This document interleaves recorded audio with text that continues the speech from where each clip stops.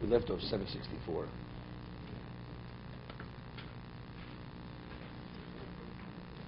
Okay, second paragraph.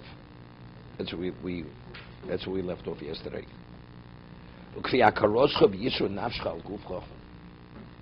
Based on your understanding of the superiority of your soul over your physicality,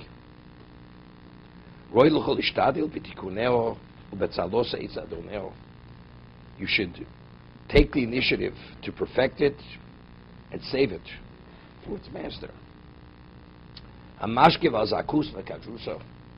Who continuously gazes upon its purity or its darkness, as he says, Zakusa.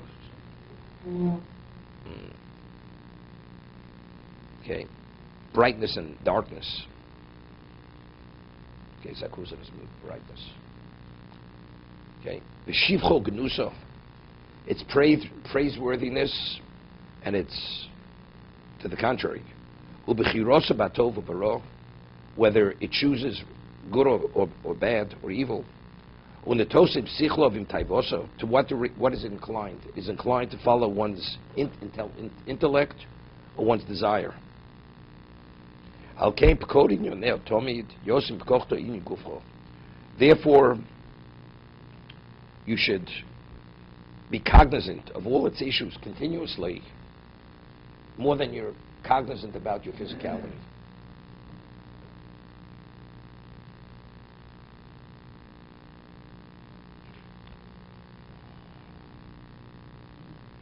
It's interesting, regarding our physicality, many things we do, it's reflexively.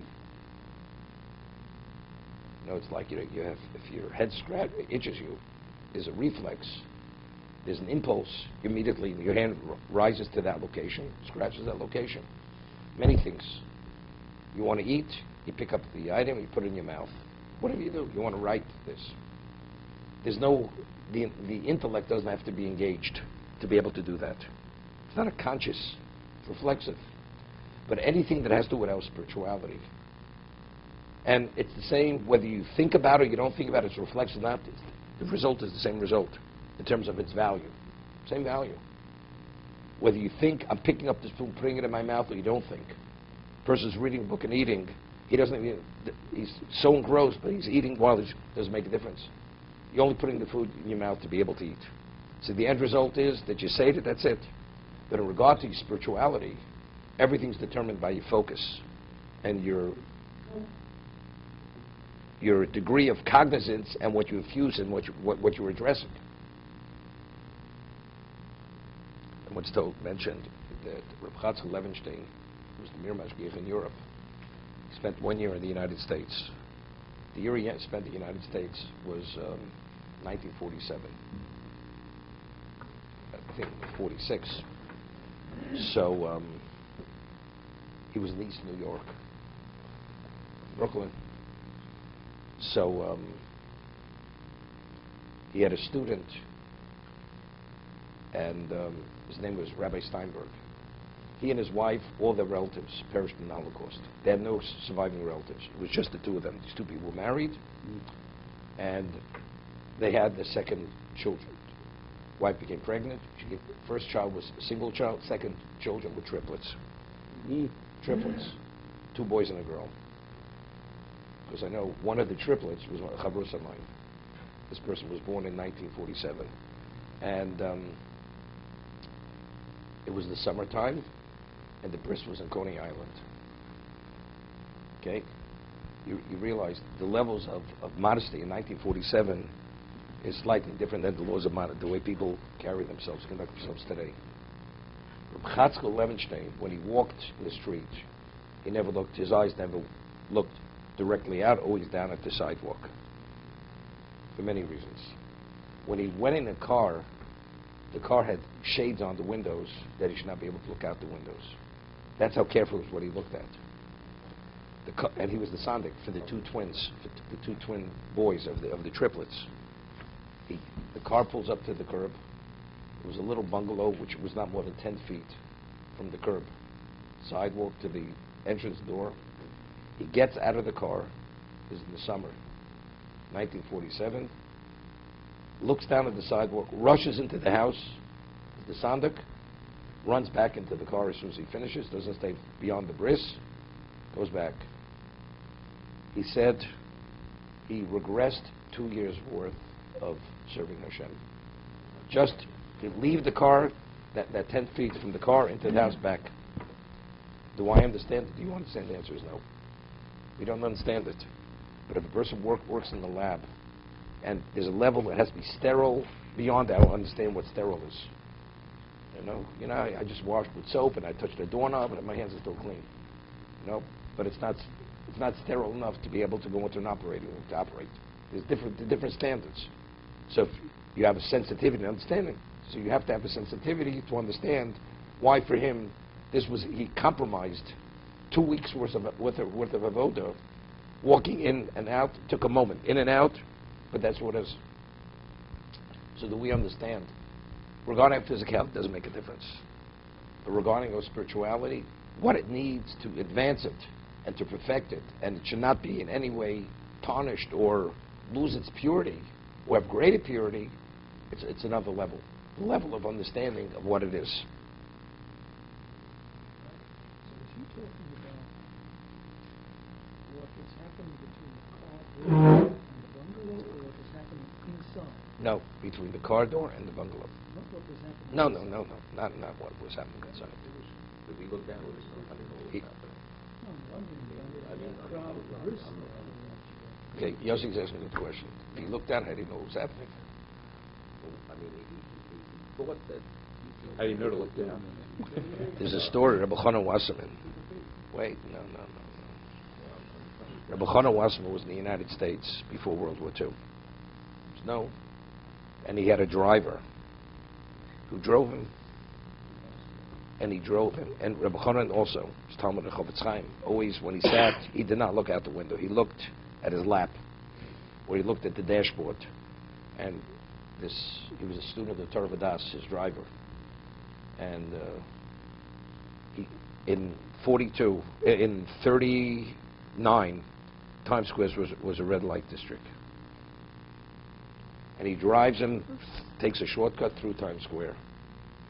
Rabbi Chanan immediately didn't look out the window, says, "You're taking me into a sewer. I smell a stench. Where are you taking me?" Right? Didn't look out the windows. Because if you read, based on the Zohar, many things, as we smell with our physical senses, there is a sense, impurity, spiritual impurity. The stench is worse than anything in the physical realm, in terms of its decay and its putridness, the spiritual putridness, and that's what it was. Okay, a little further.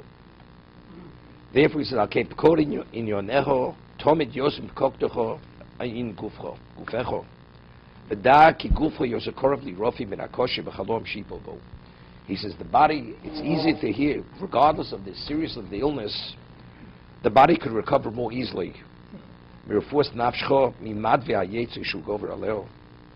than healing the soul from the disease of the inclination when that inclination overwhelms the soul. Famous word from Rosh Salanter. He says, it's easier to study through Shas, through the entire Talmud in depth, than change one characteristic, one negative characteristic within yourself. Rabbi Salanter. You could suppress a characteristic, but in terms of that it should be a change, that you should change yourself, it's easier to study in-depth Talmud, and he understood what in-depth Talmud meant. So anything that has to do within the spiritual realm, our behavior, which touches our spirituality, it's another level of accomplishment. Ruach ish ichalke machleu, v'ruach necheo miyiseno. He says the spirit of a man will sustain his illness. V'ruach necheo.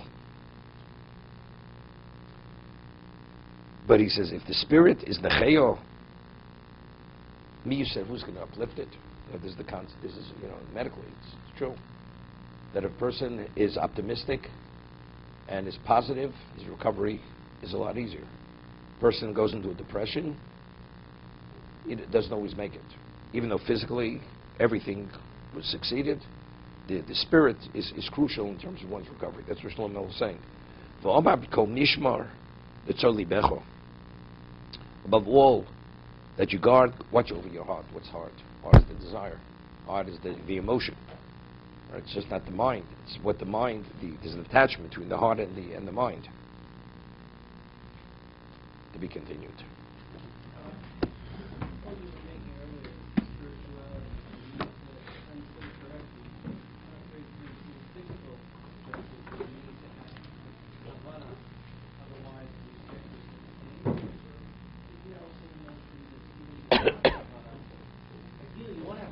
Let's say you don't even realize you're doing the action.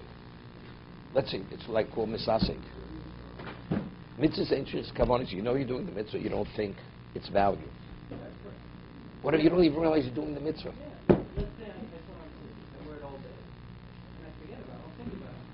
No, because initially you knew you put it on. Let's say you're sleeping. Let's say you're sleeping. Somebody puts tzitzis on you. And now you continue walking. You don't even realize you're wearing tzitzis. You never knew you put them on, right? I don't know if you get credit for it. And when you're wearing, you don't realize you're wearing them. That's misasek. Has no value. No value. No, has no value. Has no value. You have to minimally be aware that you. What? Yeah, but it's not the mitzvah of tzitzis. So if we put on tzitzis now, before we're chayav to put on tzitzis... No, because you did it, because you were aware. I'm wearing them. Before the time or after the time? Before the time. So I'm First, it's a question. Maybe you caught some shitas you already don't say. Okay. Because it's a beged yom. It's a day garment. Right. But even according to those, you're not yotze, but you're aware that you're going to wear it beyond the time before. Uh-huh. So that awareness, that gives it value. Going to